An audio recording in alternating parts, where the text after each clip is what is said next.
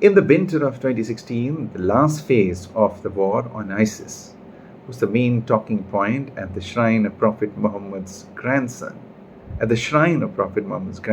Imam Hussain, when I visited it as part of a group of journalists covering the conflict. The devotees collectively prayed after every prayer for the liberation of Mosul, which was then still under ISIS's occupation, and for those who laid down their lives to liberate the country. Some of the devotees at the shrine had relatives on the front lines of the war. Others had lost their loved ones. A strong belief in Karbala as a symbol of defiance against tyranny was the common thread that connected them and charged the atmosphere. Labbaik ya Hussain, I am here, O Hussain, they shouted, pledging to uphold the Imam's values and mission. The spirit has endured centuries after Hussain refused to legitimize Umayyad ruler Yazid's unjust rule and paid with his life for it. In 2016, the spirit was being channeled against ISIS. The pilgrims we met sat on rugs in groups in the shrine's courtyard. Some ate falafel and sweets. A majority of pilgrims were Shias and mostly wore black clothes. Shia clerics wear flowing robes of the same color, which have a special significance in Shiaism. The black represents an expression of sadness. The red commemorates Hussein's martyrdom, and green honors the Prophet's lineage. Clerics who are Sayyids or trace their lineage to the Prophet wear black turbans. In her halting English, a pilgrim from Baghdad told us she was not afraid and felt safest in Karbala, a sanctuary for the persecuted. ISIS is not Islam. Please tell the world, she pleaded. She pointed out Christians were among the displaced people who found refuge in Karbala after tens of thousands were forced to leave the country's north when ISIS overran the region. The woman pointed out that the shrine authorities ran refugee camps in Karbala for people who needed them, irrespective of ethnic, sectarian, and religious considerations. Our children are dying on the battlefield to save the world from terrorism, she emphasized, referring to the anti-ISIS Hashd volunteer forces. The forces would make their presence felt now and then outside the shrine, the nerve center of resistance against the terror group ISIS. Synchronized goose-stepping Hashd fighters in military fatigues would march past on the streets separating Imam Hussain and his brother Abbas's shrines. The ever so abuzz environs of the shrines would virtually come to a standstill every time the fighters marched past.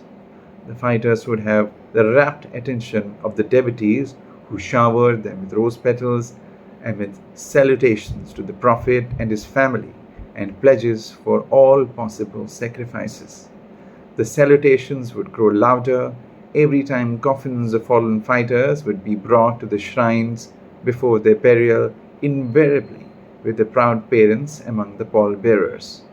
The Iraqi clergy effectively tapped into the doctrine or shahadat or martyrdom among the Shias in the anti-ISIS fight.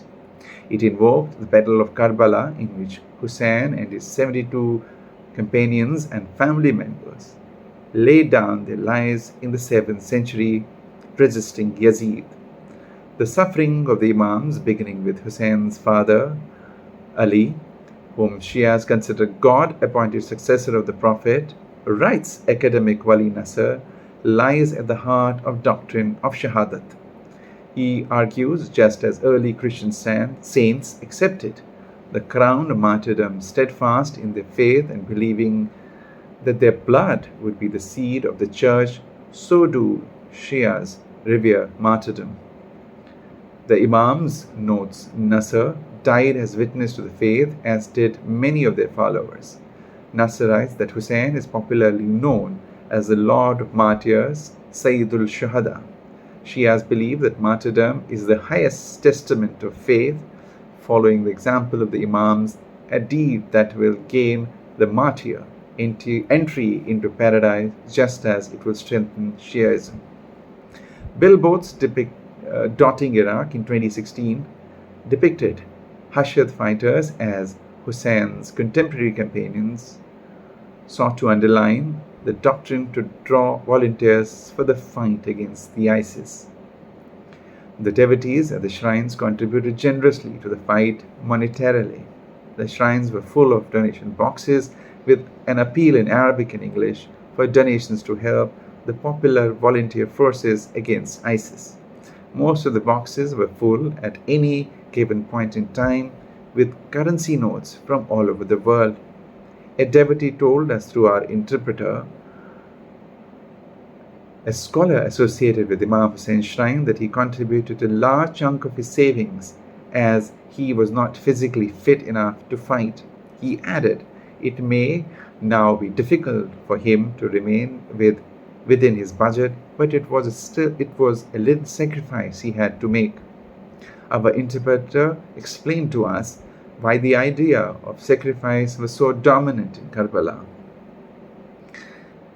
If we see sacrifices of Hussain, they inspire us. Sacrifices come easily to us. We can give sacrifices to save the country. It gives us strength. Hussain sacrificed everything for humanity and justice. We're also ready for sacrifice at any time. Whatever sacrifice we can make for our country, we will. Our interpreter, who doubled up as both interpreter and our host, echoed a sentiment we repeatedly heard on the streets, at restaurants, refugee camps, hospitals, hotels, etc.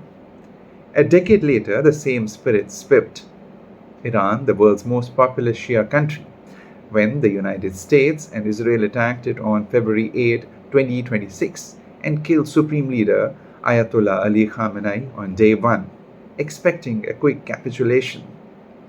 It was immediately clear that US President Donald Trump had underestimated Iran's resolve and capabilities. Iranians quickly picked up the pieces, filled the power vacuum by appointing Ali Khamenei's son, Mojtaba, as his successor and retaliated effectively.